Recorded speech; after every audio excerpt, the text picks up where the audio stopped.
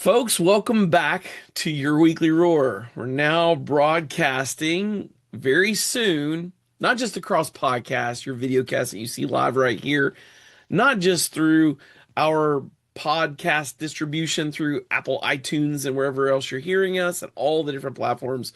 There are so many, but we are now getting ready to enter our era of radio. We'll get into that in just a minute, but welcome back to your weekly roar, wherever you're listening to us from. I'm Dustin Hedrick. And I'm Brandon Billings. This week we've got a packed update. So everything from major ROAR ecosystem developments to market conditions and some critical regulation shifts happening in the U.S. So let's talk a little bit about ROAR updates and travel because we have been insane. So let's start with what's happening on our side. We've just gone on a North Carolina trip where we met with a lot of folks, had a speaking engagement that we met with business leaders, a lot of meet and greets, and that's literally led into some of the stuff I just mentioned with the recording, the radio piece. Guys, some incredible conversations. We've recorded content while we're there, and we're going to be doing more things to lay out behind the scenes and insights on what came from all of that in the coming weeks.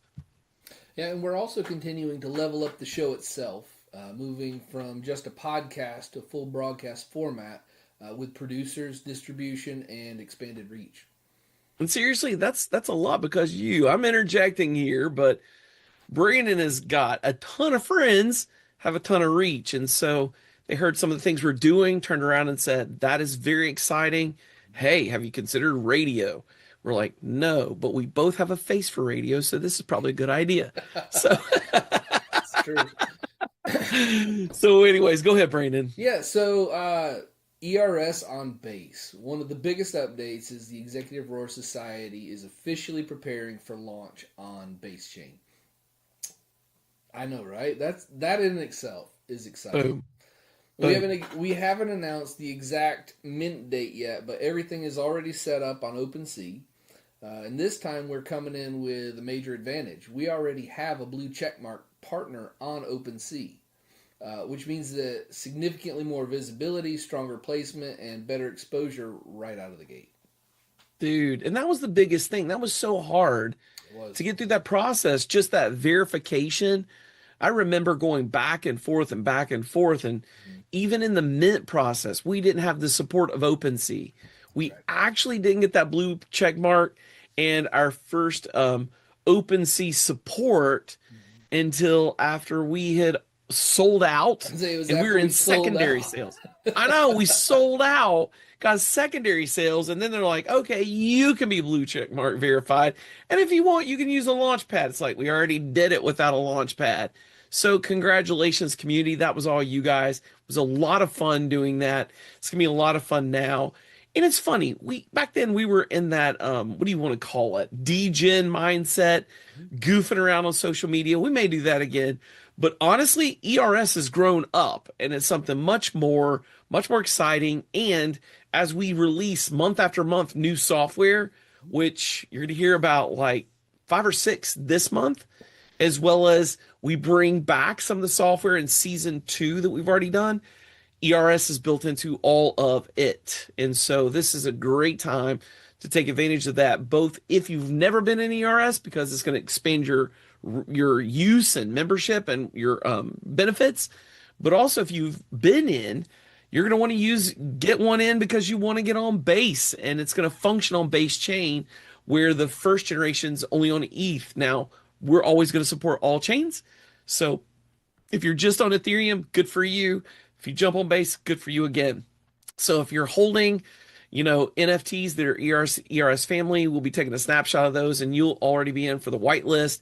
And then new guys, get ready, because I'm telling you, they minted quick last time. They're going to go fast this time. It's going to be a lot of fun. And before it even mints, you're going to actually hear about all of the software, tools, reach, and more that come with it. The benefits are massively expanding, both for old and new. So we're not forgetting our folks who have been with us since the beginning. You OGs, you're about to get expanded benefits. Big freaking time. we've been holding up a lot of information. Like we said, it's going to come on you like a freight train. So get ready. But yeah, so the next thing is, let's talk about events and investor expansion because that's really where we have moved slowly. For those of you guys who are just meeting us, we've largely been doing this ourselves. It's been a lot of internal funding and investment. We've kept it very shoestring inside of our space, even though we've got a team with support of over 200 around the world in our full ecosystem. We've done it on a budget, and a lot of budgets come out of our hides. And now, because of what we've proven and what we've got on tap, as well as the maturity of all of our ecosystem, our entities, and the ROAR Country Club, and our reach, we now have folks that are standing at the door knocking, saying, how can I get in for a piece of that governance and be a part of investing in this for the future? And so we've got 2 new investor-focused events coming up. These will be opportunities not to just present, but to meet, connect, and build relationships directly with investors. I'm excited. I guess you probably couldn't tell. But anyway, on top of that, we've been accepted as a featured startup at Cointelegraph and CoinDesk consensus events and parties. So we just got through that approval process. Your roar, big milestone. We'll put it out on social this week. We just got listed as a featured startup. What? Now there's a strong possibility they're going to be selected as a featured presenter. So we're currently in the running for one of those limited slots. You got to do pitch decks and 60-minute whatevers, or 60-second, not 60 minutes, 60-second elevator pitches. We're turning all of that in this week, and we're going to hear back on whether or not we get a slot on stage. Those are hard to come by. So even if that doesn't happen, the meet and greets, our information being out there, the marketing that comes with it, as well as all of the events where we're meeting with investors is already huge. And so that's just icing on the cake. Now, that's not all. We have a literal director that's working with investments, grants, and expansion for our ROAR ecosystem now. And so you'll hear more of his name and what he does later. He's going to be going with us, but he's also opened up more events, 2 more events this year, where we're going to be doing meet and greets with investors, VCs, and more. Guys, this gets exciting because those investments go to things that you don't even know about that were on our 10-year roadmap that speeded up to next year. Guys, we're talking about our 5 years compacting into the 1 year, and now our 10 years compacting into.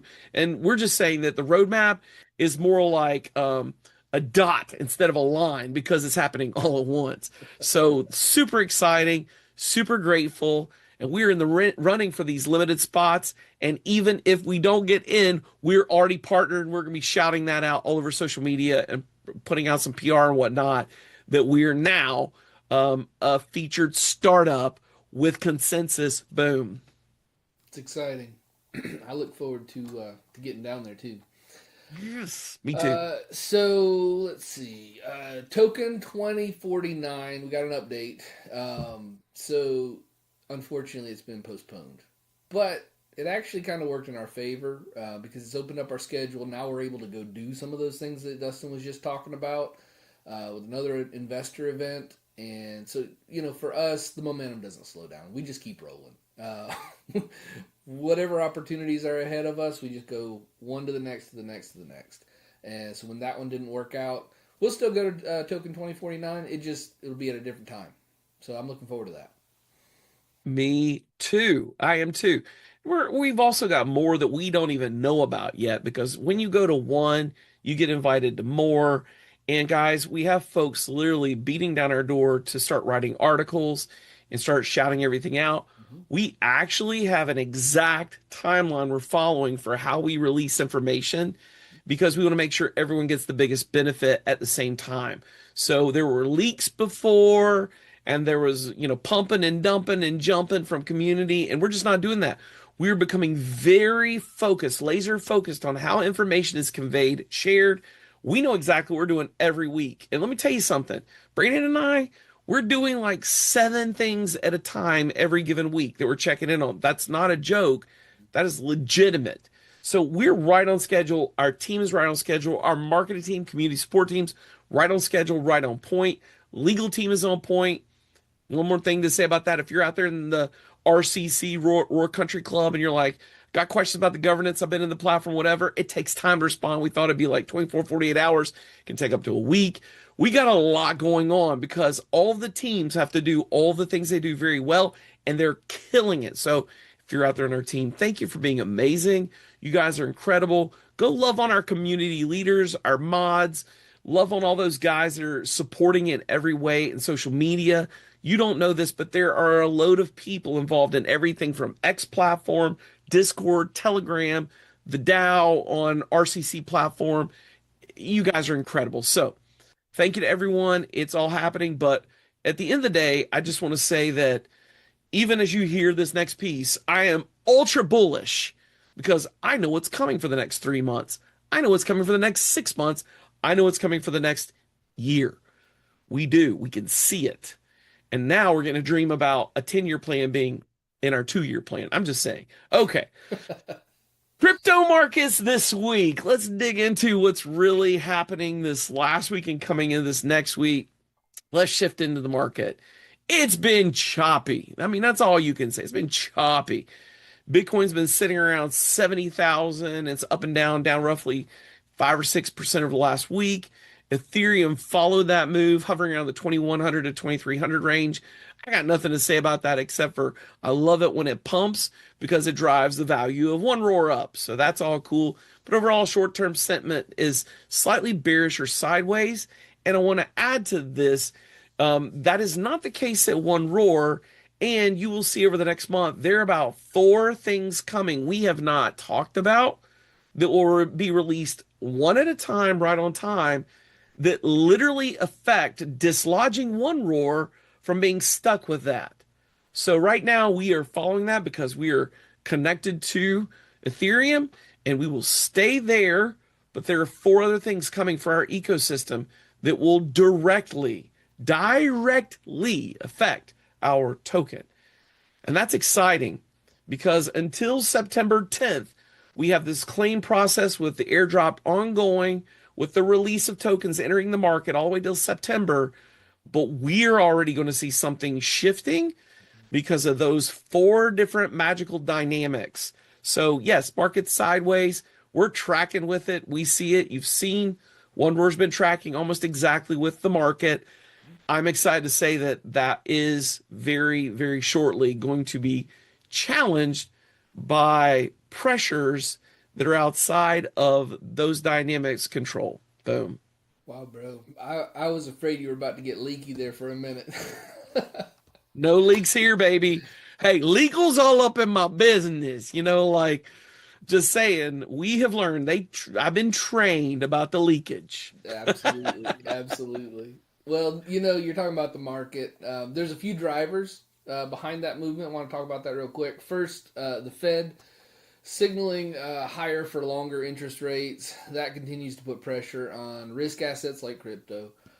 Second, ongoing geopolitical tension and inflation concerns. And then third, ETF flows have cooled a bit.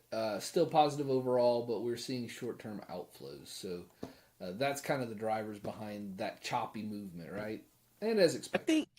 I think the interest rates thing for being up, higher for longer, that tied with the fact that Jerome Powell said that he's going to break with all propriety and break with standards of the Fed.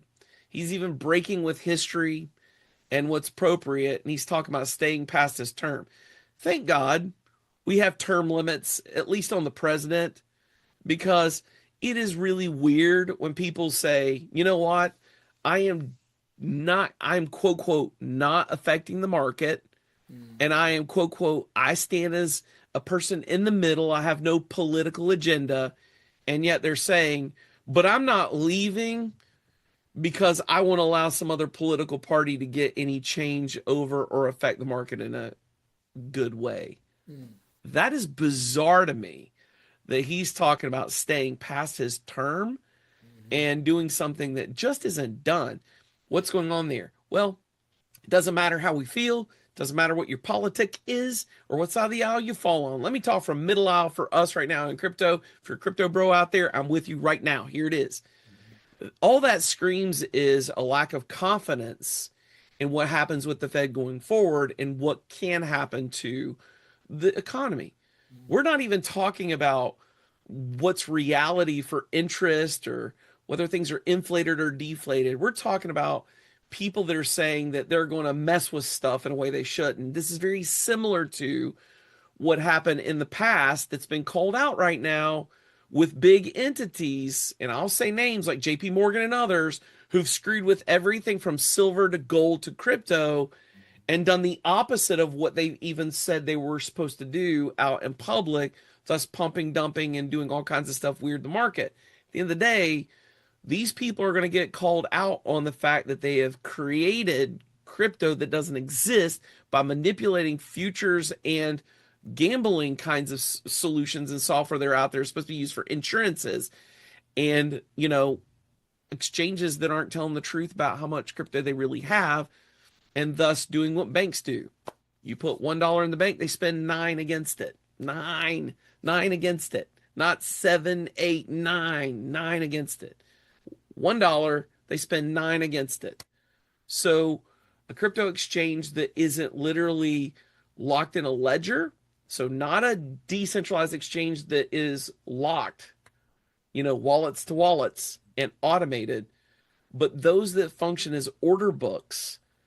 You can't tell me that we're putting in 1 and they're recording that only 1 is used. I'm thinking that when everything's revealed and there's some clarity on it, that explains some stuff. And I'll tell you who messes with that the most. And we talked about it because at the judicial level, they're playing with it in courts and they're pushing out money that should have already been pushed out years ago in 2016 when things failed. They're pushing it out now to mess with token values. I guarantee they're doing the same things. These big boys are going to get caught and it's going to come, but that is affecting our market right now. And with people saying that they're going to stand in the way of that kind of clarity, hello, friends. I'm just saying, it's just crypto bros, they're still against us. So it might not be Senator Warren and Schumer and Pelosi, and it may not be some of those bigger, noisier people, but Jay Powell is still here, and Jerome is going to do what Jerome do. So get ready for that. Oh, and we can't even forget Gensler, SEC, and CFTC. All of them. They're going to do what they're going to do. And until that's dealt with, that's going to constantly affect the subconscious of the market in crypto. So, underlying strength, let's go to the good news. Here's where it gets interesting. Underneath the short-term weakness, the fundamentals are strong now. There are arguments that can be made here. Institutional adoption is continuing to rise. The Fed adopted Treasury adopted the use of crypto and the implementation of it in function. So we're seeing major players like BlackRock, MasterCard, the Treasury pushing deeper into either tokenization or function and use. Bitcoin supply on exchanges is still low. What does that signal? That people aren't trying to sell, and that is structurally bullish. And so the summary is simple. Short-term weakness is long-term strength. And I'll say this, with the timing that we're in right now as we're rolling out each thing, whether it's each software we roll out, each solution that's coming, each event that we're in, some big news that we can't talk about yet that I want to leak about. Oh my goodness. We're waiting on the NDAs to run out and for teams that we're contracted with to say you can talk about it. But some of these things, and then you put to that some of the news that we have coming for our R0AR chain 2.0, the biggest radical upgrade you've ever heard of, and power in-house to the community and the nodes and all that coming together. And September 10th and other announcements I can't say, hyper bullish for that. Hyper bullish, for sure. Let's talk about something that's flying under the radar, but that still matters, and that is the SAVE Act. And you say, why the SAVE Act, right? It's not a crypto bill. Well, it's focused on voting laws and citizenship, voter ID requirements, that sort of thing. But it impacts crypto indirectly because it's contributing to a political gridlock, which is slowing down progress on actual crypto legislation. Um, Dustin, you want to talk about So that a little bit? yeah, I mean, I'll jump in. What's the impact? The first thing is short term, it's still creating uncertainty and delays. We're so close to clarity, which is what it says, Clarity Act, clarity on so much more. And I won't get into that one, but the SAVE Act is holding us back from the clarity and it's creating uncertainty and delays. Long term, it's mostly neutral for crypto itself. It's not an anti-crypto law or rule at all. So I'm kind of, neutral on it when it comes to that. But it's slowing down clarity. Clarity Act is coming. So Brandon, talk about the Clarity Act. Let's dig into it for a Yeah, minute the together. Clarity Act actually is a big one. So this is a major U.S. crypto market structure bill, and it's already passed the House and is currently stuck in the Senate as of now, March 2026. So let's talk about what it does. Let's break it down. It defines crypto categories, Mm-hmm. and commodities fall under the CFTC, securities under the SEC. We've long said the Howey ruling is important for how we see, a token and how it fits, whether an ERC 20 is one thing or another, or an ERC 1155 and 721 or something else. We've got a deep understanding of this, how RWA is going to work. This is all affected. So let's just be clear.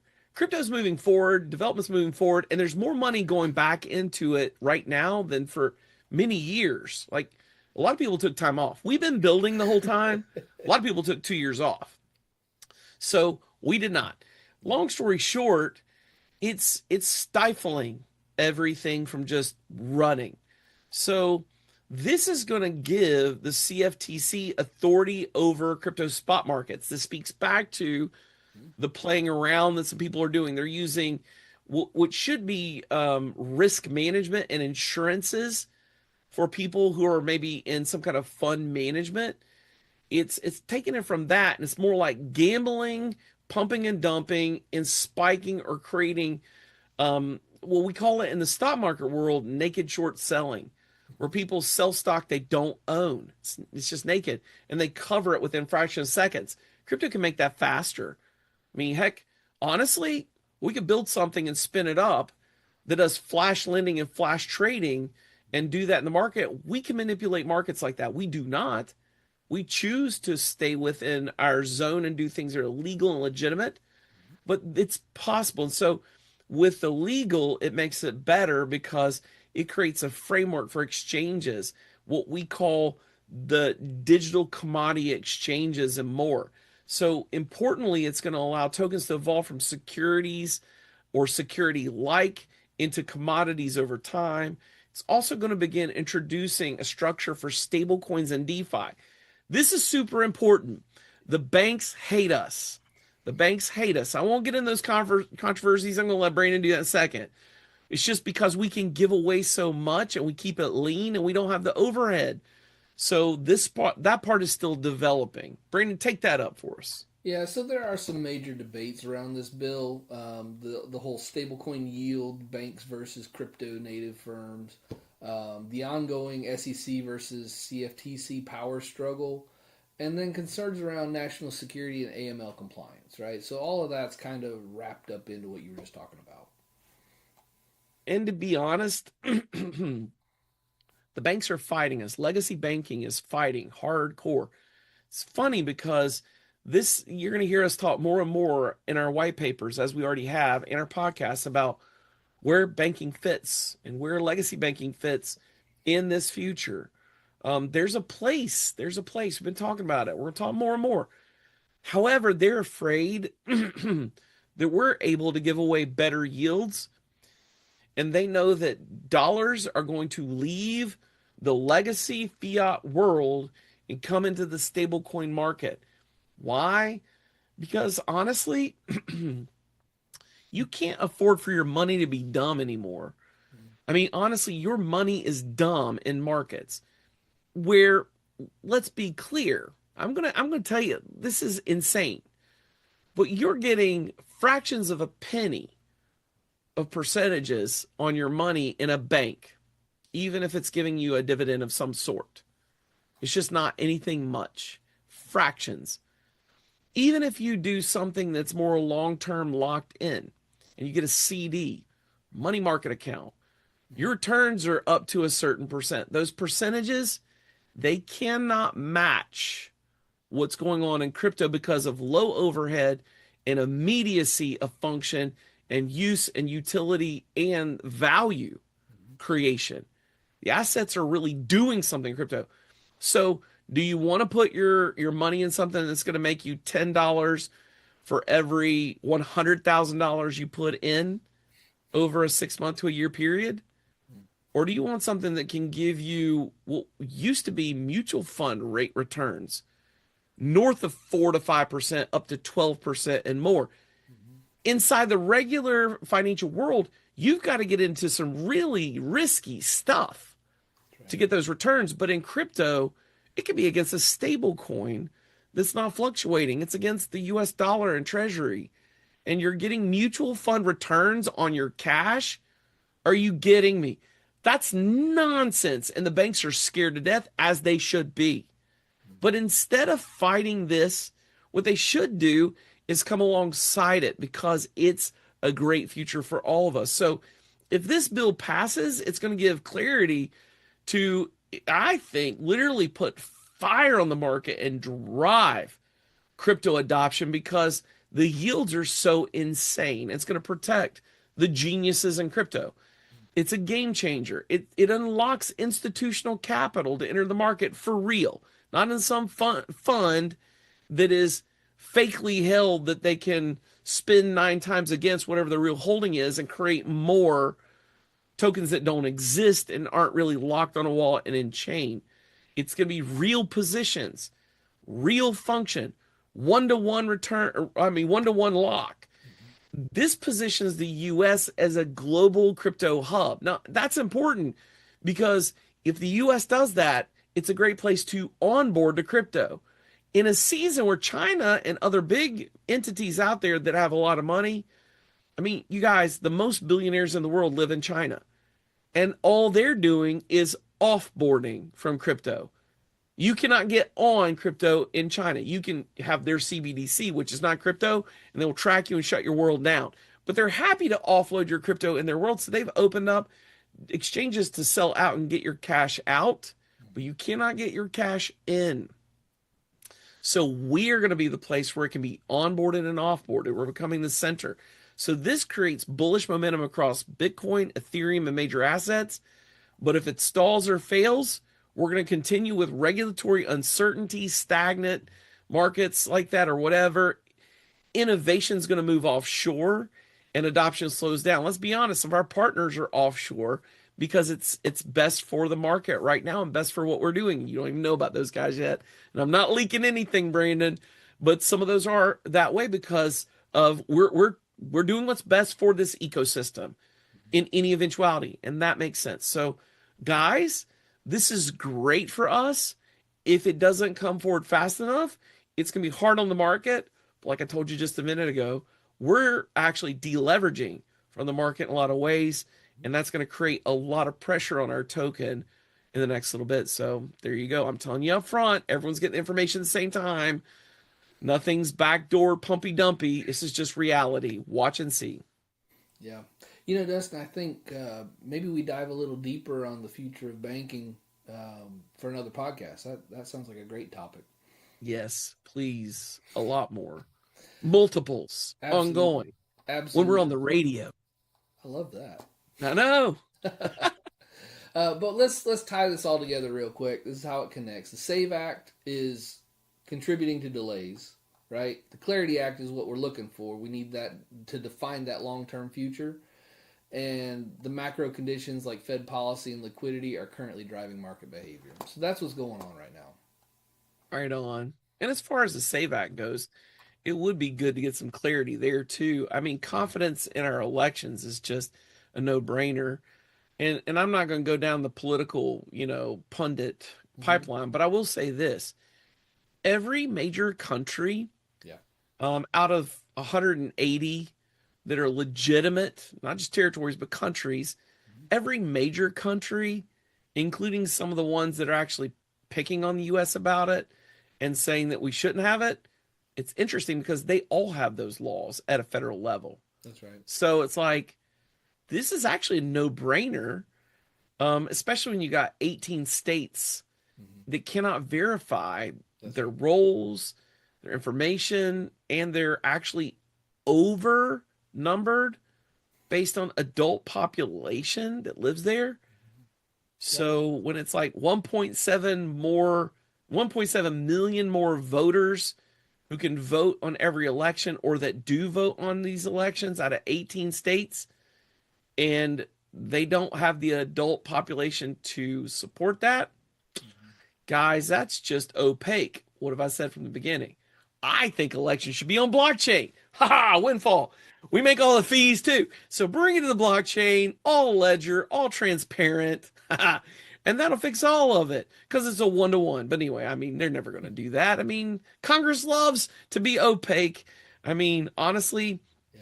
nobody in Congress is going to show you their bank ledger for all they take from all those lobbyists. And that's both sides of the aisle. Yet we run all our business on a multi-sig that you can track, just saying. Right. So we're transparent. That's what it is. So final takeaways. Enough of that chatter. I just love pissing Congress off. I like punching both sides of the aisle. Yeah. So here's the bottom line. Short term, the market is macro driven. Mid-term, it's policy driven. And the single biggest catalyst ahead is regulatory clarity in the United States. And that's truth. And then that brings money our way. The biggest risk right now isn't the market, it's political gridlock. Right. And again, good news for you guys at R0AR, we're moving forward irregardless. We're moving forward with partners. We're moving forward with the best next steps. We've never stopped developing and working this whole time. Guys, Brandon and I don't know, most of you guys, you work a 9 to 5 job, you put in maybe 40 to 50 hours a week. That's when we're just getting started. So when you're CEOs of something like this, and we're co-founders here, that's when you start. There's hustle day, night, and weekends on what we do. And now, as of this last month, you've just started to see it with your eyeballs since last fall. This is exciting. Boom. I love it. All right. That's all for this week's episode of your weekly R0AR. Between ecosystem growth, market movement, and regulation, we're right in the middle of a major shift. So stay informed, stay sharp, follow us everywhere. Click the track, make sure you got your notifications turned on, and you're following us on whatever platform you're on because we're going to keep you in the know, especially what we're doing at R0AR, and keep shouting out those milestones on our social media. You'll see them posted as milestone posts as we do them. You guys stay informed, stay sharp. Have a great one. Thanks for being on your weekly R0AR. Thank you, everybody. Take care.